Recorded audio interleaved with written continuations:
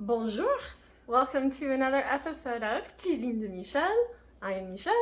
So today I'm going to be trying a recipe that I've never tried before from a website called thefreshcookie.com.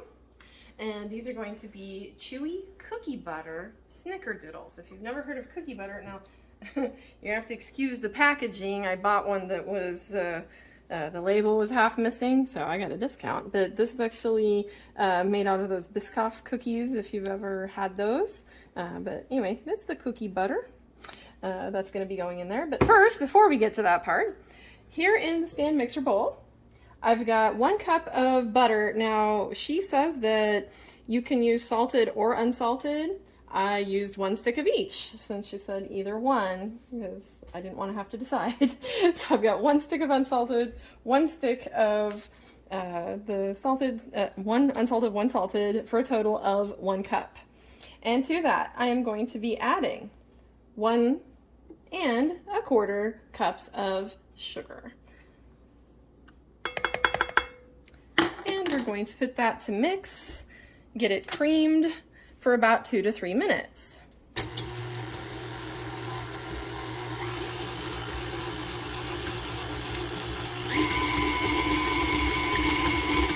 Okay, so now that we've got that creamed, we're gonna add 1/2 cup of that cookie butter that I was just talking about a minute ago.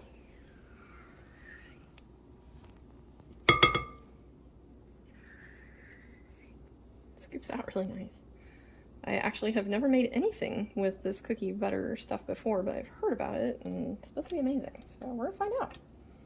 All right, and then we're gonna get that mixed in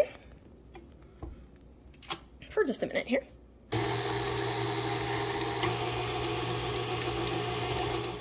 Now that we've got that mixed in, we're going to be adding 1 large egg plus an egg white. So there's actually 2 things in here, the egg white and a whole egg.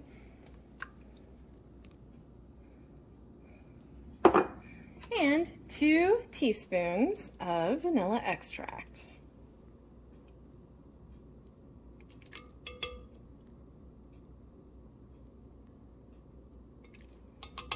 And again, we're just going to get that mixed in there really well.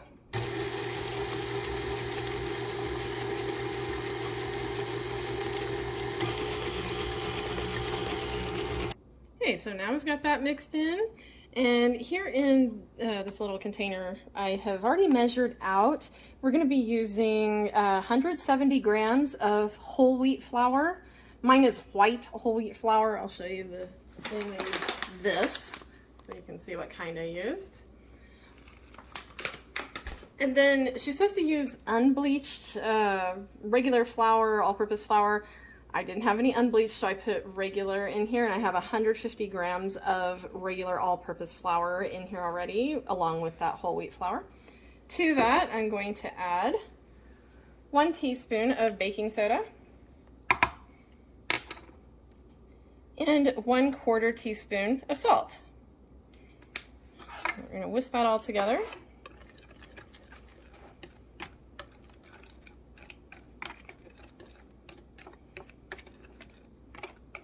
It doesn't have to be perfect because we are just going to be putting this in the cookie mixture anyway.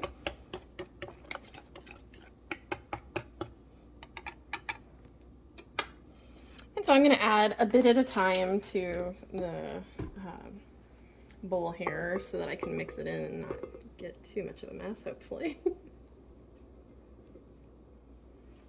And we'll keep adding that in until we have it all mixed in.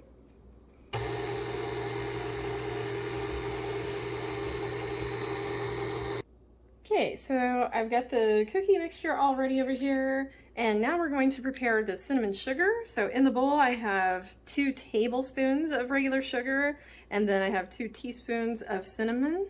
So we're going to mix those together.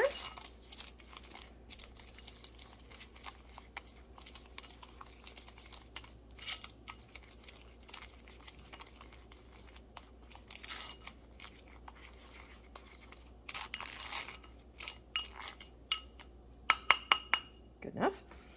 And it says to use a medium cookie scoop to help us have the same size, I guess, each time on these balls, but you're making walnut-sized balls, essentially.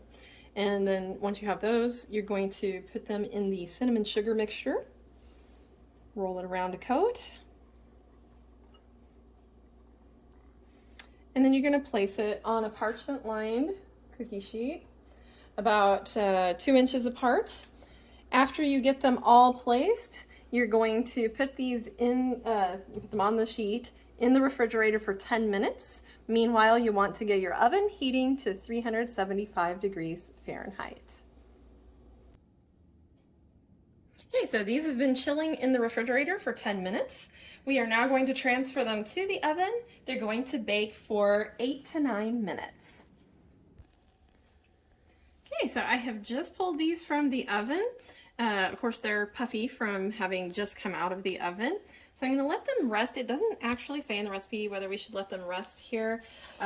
They're really puffy, so I don't really want to take them off of the cookie sheet just yet. I'm probably going to let them rest here for a minute or two before transferring them to the wire rack, and then I'll let you know how they are at final plating. Okay, so here we are at final plating. There's still another batch in the oven. You can see another batch behind me cooling on the cookie sheet. Definitely leave these on the cookie sheet for a few minutes. I think that I left them on for maybe 4 minutes or so before transferring them to the rack. They could have probably stayed on there even another minute. You want them to start to kind of flatten out a little bit. They won't go totally flat. You can see there's a little bit of thickness to them. Not a lot. But they are very, very tasty. Everybody in the family has tried it already and they all love it.